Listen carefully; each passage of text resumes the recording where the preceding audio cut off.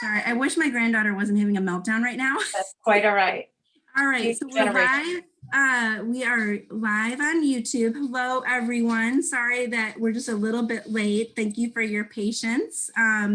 We are going to now open up the webinar and allow participants to come in. Attendees will be joining us. And so while we are doing that, we'll just introduce you a little bit. We're so honored to have you today. Jennifer Nolan, she said it's okay to call her Jennifer. Jennifer Nolan is the author of Sea Turtles Up Close, among other things, but I think that's what she's going to kind of share with us today. There are questions, so YouTube, you're welcome to ask us questions and I'll send those in to Ms. Nolan. Also attendees, you're allowed to use the Q&A feature to also send questions, and we encourage that. So without any further ado, thank you so much for being here. I'm going to turn off my mic and camera so they can learn with you. Okay. Well, hello, everybody. It's always an interesting experience when you're talking to a large group, a large audience, but you don't see them. But I do feel you. I feel your presence. I feel your interest and concern in protecting our planet. And what I would love to do is help you fall in love today. So I have been a guest speaker with Skype in the classroom for the last 8 years. And every time I connect with students all around the world, what I do is I start my classes by saying this wonderful quote by Jacques Cousteau, which is that people protect what they love.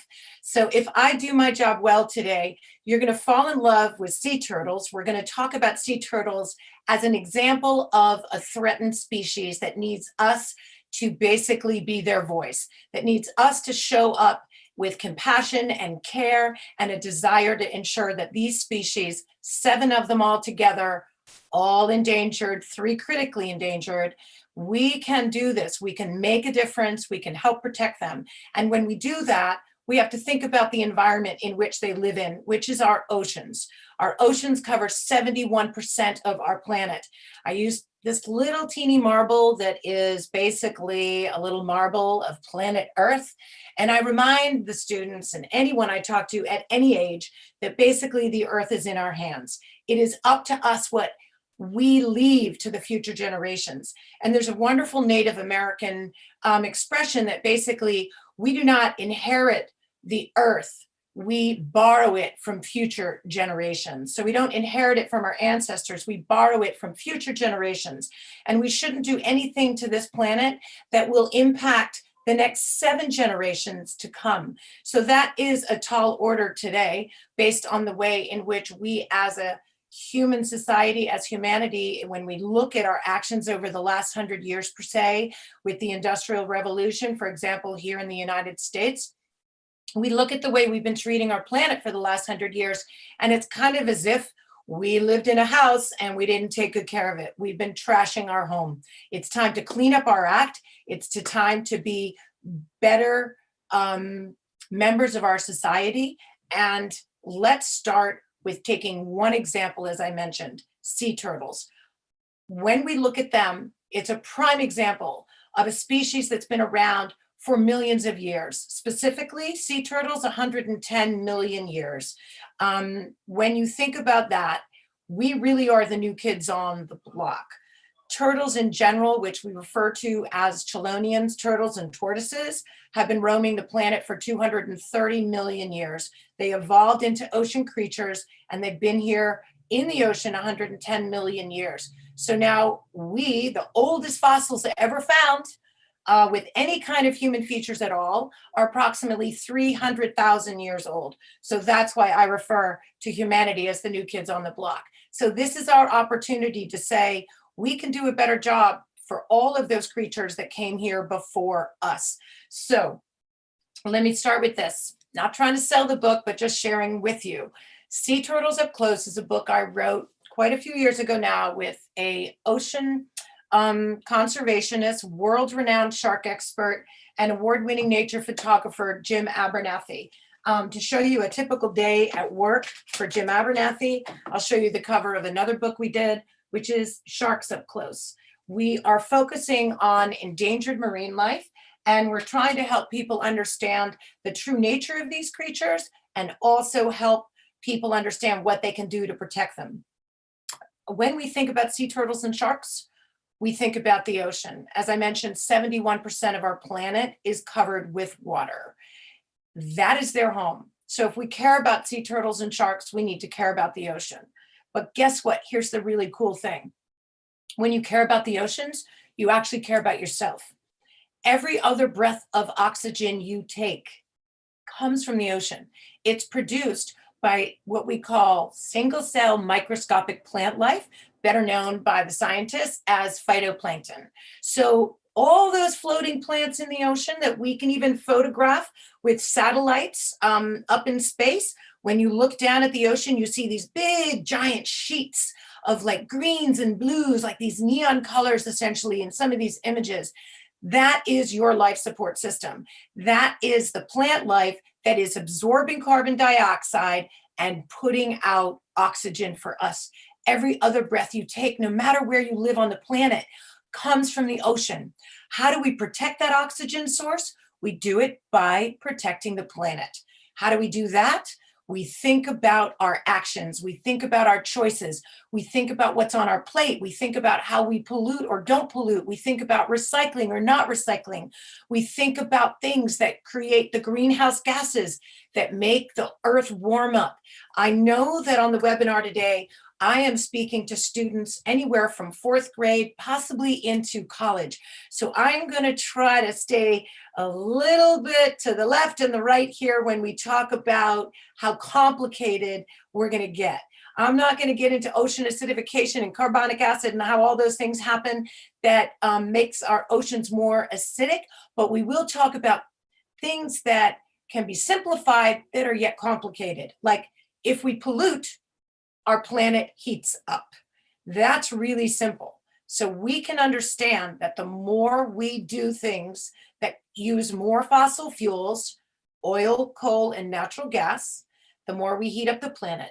The more we warm up the planet, the more we warm up the oceans. The more we warm up the oceans, the less happy those plants are, which happen to create 50%, if not 80%, according to some scientists, of the oxygen we breathe.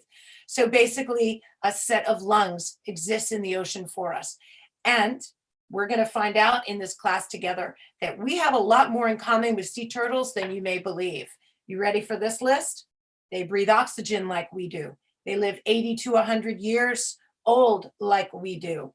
They can taste and smell. They have ears just hidden under a thin layer of skin. I'm going to show you a screen share in a minute. We're going to go through a lot of really cool photographs. So we're going to feel like we're scuba diving together. We're going to feel like we're diving into the ocean together, and you're going to meet all of these beauties. Another thing we share in common is that, believe it or not, they eat a lot of the things that we like. Happens to be seafood. For those of you that love eating mussels and clams and snails like escargot in France, or lobster like here in Maine where I live, guess what? Sea turtles go after some of the same things.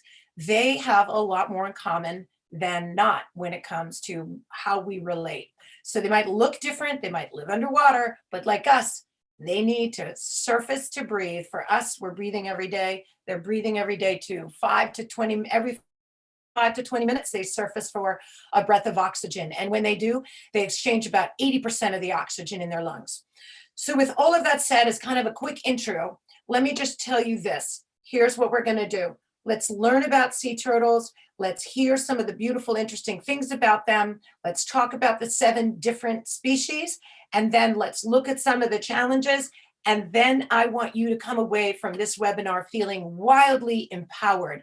I want you to have a list of things that you can do to make a difference. And it doesn't matter where you live. It doesn't matter what your income level is. It doesn't matter whether you're in a landlocked state or country. It doesn't matter if you live on a sailboat. There are things we can do no matter where we are, no matter what age we're at, etc., to make a difference. So hopefully when we are wrapping up, you're going to have this awesome list of things. But what I really hope is that you've fallen in love with sea turtles, a little bit with sharks too, if I'm successful and have a little bit of time to share with you about sharks, and you fall in love with our oceans in general. I hope that I create a whole crowd of mermaids and mermen out there. So with that said, I'm going to screen share, and I'm going to take all of you to a slideshow that I like to share with students all around the world. Like I said, I've been doing these online classes for 8 years now, and I volunteer my time doing this because I'm extremely passionate about ocean conservation and protecting endangered species. I don't know if I mentioned this, but I am a mother of 4. I care about my kids inheriting a beautiful planet. But the truth of the matter is I care about all kids around the world. I want everybody to inherit a beautiful planet. So I work for all of you. I volunteer my time online. I write these books to inspire. I serve on the board as board chair of Oceanic Preservation Society and also director of engagement at OPS as well. And then I serve on a number of other nonprofit boards, all focused on protecting our environment. Why? Because the future of the planet is in our hands. And I love to share this quote. If you want others to be happy, practice compassion. If you want to be happy, practice compassion. And what I say is that applies to all beings, not just humans. And here we find in the ocean this incredible biodiversity that welcomes us into their world peacefully and beautifully. This is an image of Luis Ahoyas swimming with a beautiful humpback whale. I've had the honor and the pleasure of doing this. It's not scary. It's actually incredibly thrilling. Remember that, sorry, I'm trying to bring the next photo. Every day should be World Kindness Day. Every day we should be taking care of the planet and each other. One of the reasons the planet, remember, it produces all the oxygen that we need to breathe and to survive. The other big set of lungs on the planet is the rainforest. Most of you probably already know that. And again, to talk about what's waiting for us down there in the ocean, when you have the pleasure of scuba diving and getting to know these creatures, even 15-foot tiger sharks, we can interact with all these creatures like you see some of my colleagues and I doing in this image. 15-foot tiger shark, absolutely a spiritual experience. When we come to understand the true nature of these beautiful creatures in the ocean, we better come to understand what they need to survive. And the wonderful quote I share all the time is by Luis Ahoyas, the CEO and the founder of OPS where I work. When you're talking about losing all of nature, it's not a spectator sport anymore. We all need to get involved. So let's dive in now to the world of sea turtles. Bear with me, my images are slow moving here. So if you want to fall in love with sea turtles, here's an easy way to do it. Take a look at them. They are adorable. They can live, as I mentioned, 80 to 100 years old if they are free of plastic pollution, pollution in the ocean, long fishing lines. Some of those fishing lines run 40 to 60 miles long with thousands of hooks on them. Here's the good news. For everything tough I share, I'm going to share with you really good news too. Remember this. Countries all around the world are starting to protect sea turtles. There are more and more protections put out there. We also have large fishing nets that now have something called TEDs, turtle excluder devices. And somewhere around, I believe it's 97% of turtles caught in nets that have TEDs installed in them, those turtles are able to escape. I'm going to take you to the next photo here. My slideshow is moving a little slow for some reason. So baby sea turtles, when sea turtles are incubating in a nest on the beach, there can be anywhere from 50 to about 160 eggs. For example, the largest sea turtle is called the leatherback, and I'm going to go through the list in a moment, but just quickly, the leatherback sea turtle has about 80 eggs in its nest. We call that nest a clutch of eggs. They're going to incubate anywhere from 45 to 90 days. And then all the sea turtles at the same time break out of their shell, climb out of the nest, and scurry to the ocean. They instinctually do this. The mother sea turtle lays the nest and she will never return. She does her job and she goes right back to the ocean where she is most safe. So everything that these sea turtles do, they do based on instinct. I'm sorry, my slideshow's hopping around here. We see on that shell all those little sections. We call those scutes. I like to share this image to remind people that the future of sea turtles is in fact in their hands. Here you see me swimming, scuba diving with a hawksbill sea turtle. And the cool thing about this is by the time I came across this sea turtle, I had already been diving for about 40 minutes. So I only had about 20 minutes left. She was able to stay down for a while longer before she surfaced, but when she did, we got to follow her all the way up, or Jim did. So speaking of Jim, he is the photographer of 90% of the images you're going to look at today. Jim Abernathy, images.com. You can see his beautiful work.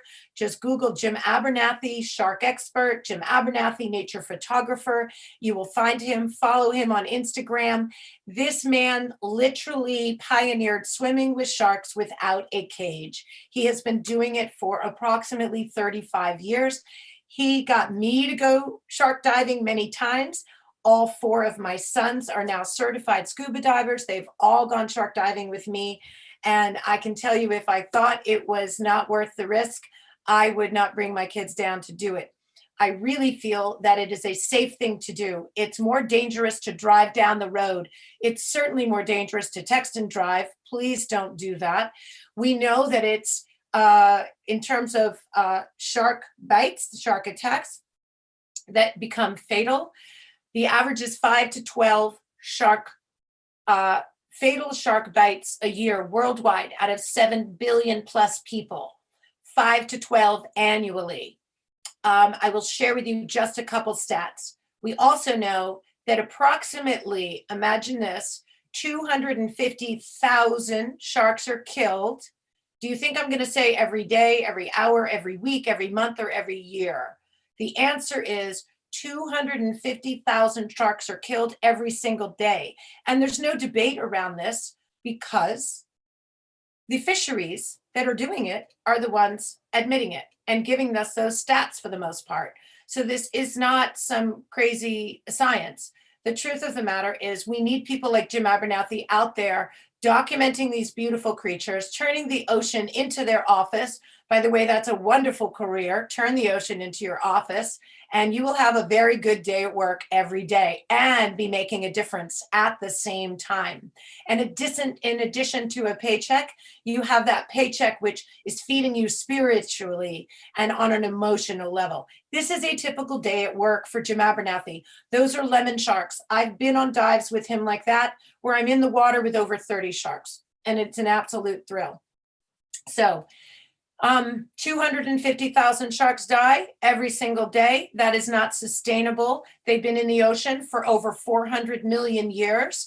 There are over 400 different shark species. So when we talk about protecting threatened and endangered species in the ocean, I love to talk about sea turtles, but I can't not also bring up sharks. I share The Secret of Pig Island with you on this webinar today. This is the first book I did with Jim. You can find it on Amazon.com. It's about a little pig named Plato, and Plato is trying to inspire everyone to protect planet Paradise. And Plato lives on Pig Island and has a message for all of humanity. It's written in rhyme. It's won multiple book awards, and we're very proud of it. The next book that we did was Sharks Up Close. And this one has also won multiple awards and takes you into the world of sharks. Lots of beautiful images to show people shark diving and doing all sorts of interesting work with sharks. And then the next one we did is sea turtles up close. And so let's dive now into that world that we're talking about, the underwater ocean world, this incredible biodiversity. This is a picture of a giant grouper. It ends up on a lot of restaurant menus, but the truth of the matter is Jim and a lot of his diving friends down in Florida know a lot of groupers by name. This is one of the best days in the ocean I ever had in my entire life, swimming with beautiful, beautiful whale sharks. They grow up to 40 feet long, 10 to 15 tons in size, and they are just gentle giants. They migrate through the waters off the coast of Cancun in Mexico, and that's a beautiful place to go experience some amazing ecotourism. When we fall in love with these beautiful creatures, as I mentioned, hopefully we then get inspired to protect them. This is another fabulous day I had underwater, connecting with these beautiful, beautiful spotted dolphins in the Bahamas. Another amazing experience. This right here, sorry, is a Hawksbill sea turtle.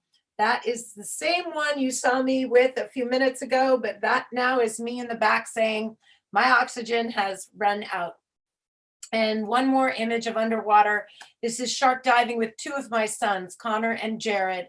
And this is a 9-foot lemon shark that we actually got to spend some really special time with. And when they are lying in the sand doing something we call buccal pumping, that means they can stop swimming and still pump the water through their gills, therefore the oxygen through their body. You're able to actually give them a little back rub and a little head rub. You do this with expert scuba divers, master divers, shark experts. You do not jump into the ocean and decide that sharks are cuddle bunnies and you can pet like a dog. It's about learning how to do it the right way, the safe way. So I am going to take you now through the different types of sea turtles. That is a baby leatherback, but I'm going to bring you here first to this guy. Tortoises and turtles, as we mentioned, called chelonians, on the planet 230 million years. They eventually evolved into ocean creatures. This is a close-up of a loggerhead. The turtles and the tortoises, the primary difference, tortoises live on the land, grasslands, deserts, forests. They will drink fresh water. Turtles are going to live in aquatic environments like freshwater and saltwater, but some will be able to go onto land. Actually, they all do. This is a snapping turtle I found down in South Carolina on a golf course. It lives in the pond, but it's going to walk around on land when it chooses to. And what you're going to see here, this snapping turtle I found at my home, you're going to see those claws. Let me share this image with you right here. You're going to see those claws because it goes onto the land. It needs to have that traction ability. Turtles are going to be able to pull their limbs and their head in and tuck into their shells. Sea turtles are not going to do that. They have a very different design when it comes to making them what we call hydrodynamic. That is making it so they can carve through the water with the least amount of resistance. So they do not have the ability to pull in their limbs or their head. You can see there in this image, the forelimbs, that those two arms basically function like wings. The two back limbs function like rudders on a boat, helping them move to different directions. So let me take you now to more of the sea turtles. I want to get you to the list. Bear with me. I know we're going. There we go. Here are the 7 species, the largest to the smallest. The largest is the leatherback. These are beautiful images taken by Jim. The leatherback grows on average 800 to 1,000 pounds, but it can go all the way to 2,000 pounds. The world record found off the coast of Wales in 1988, 2,020 pounds, if you can imagine, 6 to 8 feet in length. Very easy to identify. Their shell, which we call the carapace, has those white lines that run down the back. It's called the leatherback, I believe, pretty much because the carapace feels like wet leather or like a truck tire. You cannot miss this shell. It's different than any other of the other 6 species. This one being the 7th and the largest, the leatherback. When we talk about it being the largest, get a load of this. That is how big they get. It is really hard to comprehend. I'm going to share a few images of the leatherback so you can get a sense. If you see an adult sea turtle on the beach, it is doing one thing and one thing only. It is a female nesting, creating the next generation. No next generation, no sea turtle. Here's an image that Jim took that really gives you a sense of scale. It's really mind-boggling when you think about it. So these beautiful female adult sea turtles, they need to reach the age of 7 or 10 or 20 or even 30 years old, depending on the species. Then they are old enough to become moms, to reproduce in the ocean, go instinctually back to the general geographic area from where they first originated. And that is where they will dig a nest using primarily their back limbs. They will lay that clutch of eggs anywhere between 50 to 160. They will cover up that nest and mama will go right back to the ocean. When those babies come out, everything they do is based on instinct. It's really quite fascinating when you think about it. So this leatherback is the largest, as we mentioned, growing up to 2,000 pounds for some, but on the average 800 to 1,000. The next one is the green sea turtle. The green sea turtle is absolutely stunning. It's called a green sea turtle for a few reasons. One, it is primarily a vegetarian, eating only a plant-based diet once it reaches the adult life. The green sea turtle will grow to about 500 pounds, and it will lay about 115 eggs per clutch. Here's another image of a green sea turtle. Also, the meat, I've been told when people in certain parts of the world want to eat sea turtles, they're going to eat the eggs. They're going to cook the eggs up just like it's chicken eggs. They're going to eat the meat. They're going to use the oil. They're going to use the leather from the skin. They're going to use the shell, sometimes for artwork. Sometimes they'll turn it into accessories, from belt buckles to purses, things on their shoes, crazy stuff. Please, please, please never buy any products that are derived from sea turtles. And the same goes for any shark products. Don't even buy shark teeth on a necklace or anything. Remember, Wild Aid said it perfectly. When the buying stops, the killing can too. If we don't buy it, they won't sell it. It's all about supply and demand. So the green sea turtle growing up to 500 pounds. The next one, the next largest in size, is the loggerhead. Take a look at the neck on that sea turtle. It is enormous. I'm scuba diving with that beauty that day, and my arms are stretching out, and it's just about the same wingspan as I have. These grow up to 450 pounds. That big neck is like a big giant log, so it got that name, the loggerhead. The next one is the hawksbill. Look at that beak, that sharp beak, just like the bird that we call a hawk. Reminds me to tell you all, sea turtles do not have teeth. They have extremely sharp beaks and strong jaws that can cut through the foods that they like to eat, just like pruning shears. So sea turtles, let me remind you, are not dangerous. They welcome you into their world. You can scuba dive with them, you can snorkel with them. They may dart at you a little bit if you get too close or you overstay your welcome, but they're really not a species in any way to be afraid of. So just respect their space. Remember, it's not a petting zoo down there. And remember, they don't have teeth, and they're just busy trying to find food. They are navigating thousands of miles in their lifetime. They use something that we don't have. It's called magnetic field detection. It's as if they are, or because they are, connected to the Earth's magnetic field.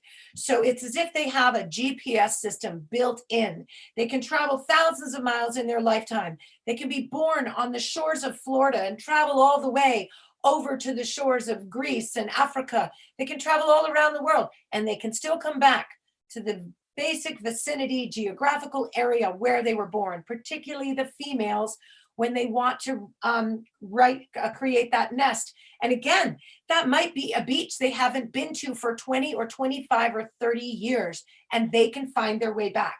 We believe that they also use celestial navigation, markings in the sky, ocean currents, geographical markings in the ocean floor, all types of things that fascinate scientists. The next sea turtle is the flatback, and we know that it got this name from that very flat carapace. You can't miss it. Primarily, this sea turtle is a homebody, living off of the coast of Australia for the most part, grows to about 200 pounds. The next one is the olive Ridley. Got its name, I think, largely from the coloration of its shell, the carapace. As you can see in this image, very, very green. This one grows to about 180 pounds. The olive Ridley, for example, puts about 110 eggs in its nest on average. And then the smallest one is the Kemp's Ridley, named after Dr. Kemp that found and discovered this species. The smallest of all, 80 to 100 pounds, extremely arched carapace, you can't miss it, lives primarily in the Gulf of Mexico. And when we had the BP oil spill in 2010, with 210 million gallons of crude oil spilling into the Gulf, it devastated this species. We didn't have a lot left at the time, and now even worse. Slowly, we're seeing some sea turtle species coming back. There was an article, I think it was in 2018, that for the first time in decades, sea turtle populations were on the rise. Why? Hopefully it's because more protections are in place. More people are saying, maybe I shouldn't take that sea turtle nest and take the eggs from it. Hopefully less people are buying sea turtle products. Hopefully because more fisheries are using turtle excluder devices. If you want to think about something being unfair, imagine two giant trawling fishing boats with a massive net stretched in between them that just plows through the ocean like a snowplow and catches everything in its grip. And when those nets catch something they don't intend to catch, we call that bycatch, caught by mistake. For every 1 pound of seafood that ends up on dinner plates around the world, it's equivalent to 12 pounds of bycatch. So when we talk about buying seafood that is only caught sustainably, that's a really important way to become part of the solution. Be what we call a conscientious consumer. Conscientious consumers basically vote with their dollar or whatever currency they use. They think about the fact that they don't want to buy something that shouldn't have been sold or manufactured or caught in the first place. So be a smart shopper.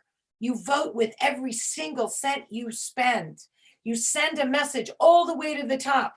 Yes, go catch more of that, kill more of that, make more of that, or don't. When a product sits on the shelf, believe me, the people at the top of those corporations, they say, wow, our sales are plummeting. There's no demand for this, and they will stop doing it. So when we talk about all these different species, let's mention a few things again.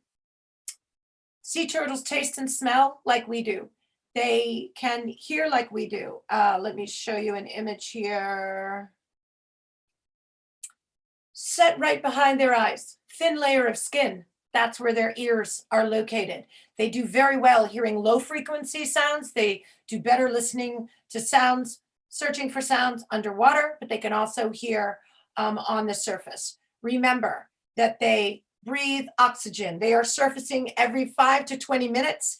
They can stay down up to an hour if they are in a resting state, kind of like taking a nap, if you will. And then let's talk a little bit about the reproduction situation of a sea turtle. Mama sea turtle is going to go to the beach. She's going to dig that nest. She is going to lay those eggs. This is what it looks like. This is what a mom is doing in the sand. If you see an adult, that's what's going on. The clutch of eggs will incubate, as we said, let me bring you to this image, sorry, right here. That clutch of eggs will incubate anywhere between 45 to 90 days after the mom has deposited those eggs in that nest she dug. They're basically the size of a ping pong ball.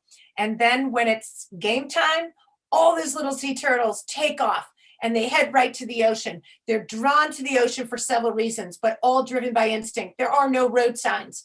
The slant of the beach often is telling them, hey, it's easier to go downhill. It calls them to go downhill. And the moonlight and the sunlight on the ocean also are going to call them to the water instinctually. We know they're attracted to that light reflecting off the water and on the horizon. They're often going to the ocean during dawn and dusk. We do know when there's light pollution from parking lots and development on beaches, sometimes baby sea turtles get confused and they can go in the wrong direction. So once they're in the ocean, then they're going to hide in some of the sargassum, the seaweed, to stay protected. They're going to start to forage for food. Remember, they are on the food chain. There are many predators. We're talking about everything from sharks in the ocean and some of the largest pelagic fish, and then also human threats with the fishing lines and the nets, etc. But when they're on the beach, when these little beautiful creatures are starting their journey, there are many threats as well. There's foxes, raccoons, coyotes, dogs, frigate birds, crabs, fire ants, plastic debris and garbage on the beach, big holes that are dug by people that haven't been filled back in, all different types of complications that make it hard for them to make it to the ocean. We know that about 1 in every 1,000, sometimes 1 in every 7,000, according to some studies, of sea turtles will make it all the way to adulthood to be able to reproduce. What do sea turtles like to eat? Number one of their favorite things, jellyfish. What looks a lot like a jellyfish? Well, unfortunately, a lot of our plastic waste. So we want to keep plastic bags and things like that out of the ocean. Sea turtles are going to eat squid. They're going to eat sponges. They're going to go after a lot of bioluminescent creatures, which are basically like glow in the dark. Sea turtles have the ability to see in color, and they also appreciate a broader spectrum of light than we do as people. So they can see some of those ultraviolet light colors. But let's talk about the jellyfish issue again. Jellyfish are on their diet along with all kinds of shellfish, as we mentioned before. Mussels, crabs, clams, snails, lobsters, horseshoe crabs, etc. So there's a lot they want to eat, and they're really good at finding the food, but they will ingest plastic too. 100% of the sea turtles that do not survive, either for natural causes that they've reached their life expectancy, or they've had some kind of injury or illness, 100% of them that are dissected at the Loggerhead Marine Life Center in Florida. Please look them up. Please think about supporting them. They do beautiful work. Loggerhead Marine Life Center in Florida. There's also the Sea Turtle Hospital in Florida that does great work. 100% of the sea turtles they dissect, they find plastic in them. 100%. That's a sobering statistic. They ingest the plastic. So we can do a better job being better stewards of our overall environment. Let's use reusable bags. Let's not use plastic straws. We're going to go through that list. I'm watching the clock here before we wrap up. Let's remember, our ocean is not a garbage dump. Just because we can put something in the ocean and it sinks to the bottom doesn't make it okay. It is not our place and our right to dump our waste in the ocean. Let's think about this statistic. About 320 million tons of plastic is manufactured every single year worldwide, and all plastic made is still here. Again, vote with your currency. If you stop buying plastic junk, if you stop buying stuff that's irresponsibly packaged with plastic, they will be forced to change what they're making and what they're selling. 8.8 million tons of plastic ends up in the ocean every single year. And 90% of that comes from 10 major rivers. So it's not just people out on a beach or in a boat. 90% of it is coming from these avenues, basically, that make it all the way to the ocean. And there's many other ways it gets there. But we can make a difference by not buying it to begin with. If you don't buy it, you don't even have to recycle it. But if you do buy it, please recycle it. 8.8 million tons of plastic ends up in the ocean each year. There's the Pacific garbage patch the size of Texas or 3 Frances, and it's still growing. There are many reasons to be hopeful. Many countries now are embracing much better recycling programs. If you want to see one of the best ones, check out Sweden. They are winning the race on that one. But 8.8 million tons equals 1 dump truck worth of plastic per minute going into the ocean. So in the 1 hour we spend together, that's 60 more dump trucks of plastic going in the ocean, and sea turtles are ingesting it. When I was swimming with whale sharks in Mexico, I saw this big white plastic bag floating in the ocean, and a whale shark coming right at me, about to ingest it as it's trying to eat all these little fish eggs, which is how it feeds itself. Millions of fish eggs is what it's trying to ingest as it comes through those waters. And I grabbed that plastic bag just in time. Imagine that. How many times a day is that happening to whale sharks and all kinds of marine life in the ocean? It's unacceptable. We must do better. When you see fishing line out there, when you see plastic waste, please pick it up everywhere you go. It is not fair for a baby sea turtle to try to make its way over plastic bottles to get into the ocean. Here is a day I had in the Dominican Republic, off about 70 miles off the coast of the DR, swimming in a place called the Silver Banks to have encounters with humpback whales, and found this massive piece of plastic in the ocean. This is a real photo. This is taken in a bay or harbor. I believe it was off the coast of South America. Imagine that. We are, as humanity, responsible to clean up our act. One dump truck worth of plastic waste per minute is not sustainable, not acceptable. And we are finding this plastic. You are what you eat. Well, when all this plastic breaks down into microparticles in the ocean, and then fish eat that, and then we catch the fish and it ends up on our dinner plate, we are ingesting plastic. So we need to care not just for the marine life, but for our own health. We can do better. We must do better. And it is possible to do better. A wonderful group of students over in Bosnia sent me this little drawing, and I love sharing it with all of you. Just no more bags, no more plastic straws. We can do better than that. Use no straw, use a metal straw, use a glass straw, but something like 500 million straws are used in the United States alone. That's despicable. These little guys are calling out for us to change our ways and do better. And we can, we're capable of that. And what I want for all of you is I want you to have opportunities to go scuba diving like I have, for your kids one day to go diving and come across these beautiful creatures and experience this. I want you to be able to look closely into the eye of a beautiful loggerhead sea turtle and realize you're basically looking into the eyes of a dinosaur. Dinosaurs went extinct 65 million years ago. These guys stuck around. They survived. But we've got to do better. We've got to do better. Look at this. That's a real photo. No animal should eat plastic for lunch. We can do better. I want you to get in the ocean and have this kind of experience, touching a sea turtle or touching a shark, and realizing we can all love each other. We can all exist on this planet together. Look at these beautiful creatures. Look at that. 110 million years. And we may be responsible for wiping them out. That's unacceptable. And the good news is, when you know what causes the problem, you know how to solve it. We can do this. Now, I'm going to empower you. Here's one thing. Go into marine biology, go into ocean conservation, become a sea turtle scientist like Dr. Jeanette Weinekin here, get involved in all the interesting studies, get involved in getting in the ocean, turning the ocean into your office. They do these satellites, and then they're able to track where sea turtles go. And then the cool thing is they're able to identify important areas to protect, marine protected areas where there can be no oil drilling, no oil exploration, no commercial fishing, high fines for any pollution.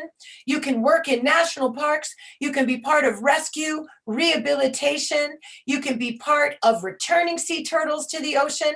This is an amazing, amazing arena to work in. You work with beautiful people with big hearts. You can make a difference. You can be part of the solution. You can be part of protecting these incredible creatures. There's so much we can do. Now I'm going to roll way back to the beginning of my slideshow. Bear with me and let me share a few points with you here. What are some things we can do? Reusable water bottles, reusable bags, reusable straws, reusable utensils. We do not need to be using all these plastic bags. We do not need to be using all of these straws. And then here's another really, really big one, a plant-based diet. Let me share with you this really quickly. And I've got to keep an eye on the time. Wow, we're almost running out of time and I haven't taken questions yet. I'm so sorry. This could be like a 2 or 3 hour course. There's so much to talk about. Let me just spend 60 seconds on a plant-based diet. If you are eating a lot of beef, remember this. There are 4.6 billion cows on the planet. Every single cow puts out 55 gallons of methane gas a day. 55 gallons per cow per day. And methane gas is 23 times more potent creating much more trouble for our climate change battle than carbon dioxide. So 4.6 billion, 4.2, I think it is, billion cattle on the planet. We've got way too much methane gas being pumped out. It is more greenhouse gas emissions than all first use transportation put together. So when I learned that 9 years ago, and double check my number on the amount of cattle, I feel like I may have that wrong, but I know it's way up there. Just want to give you only 100% correct statistics. We know, watch the film Racing Extinction if you want to hear a lot more about all of this.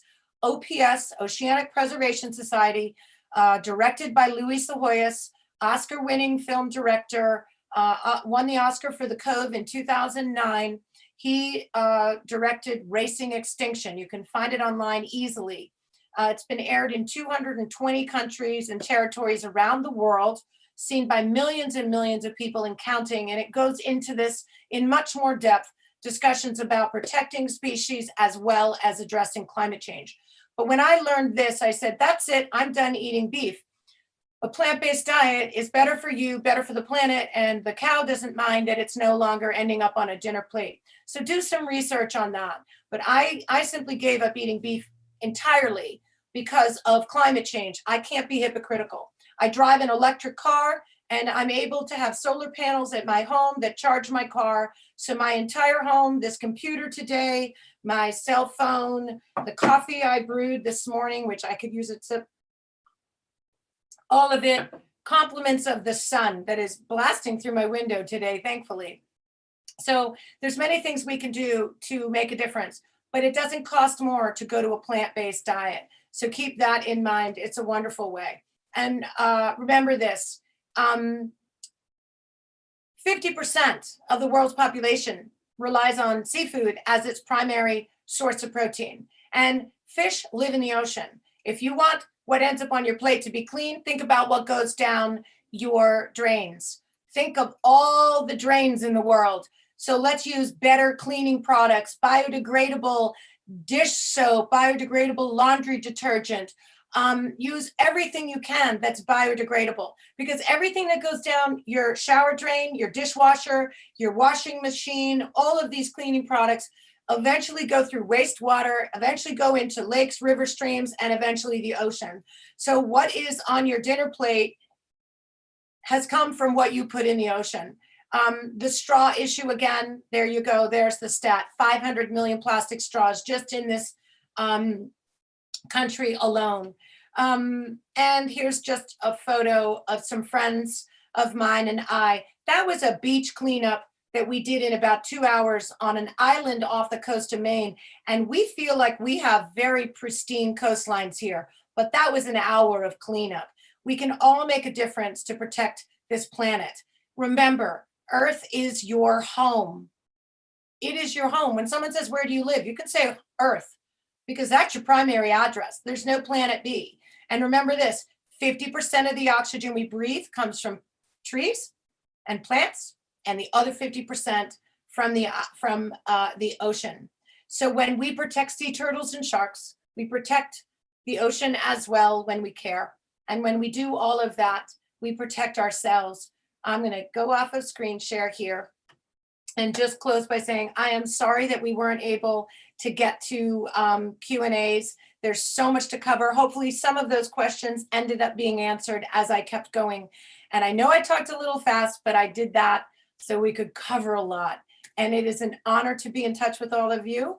My books can be found at oceaneducationpublishing.com or on Amazon. And I wish you all well, and I hope you fell in love with our oceans at large and some of these species we talked about. And I hope that that love gets put into action. You were wonderful, and those pictures are beautiful. And there were some questions. So maybe what I'll do is get some questions to you.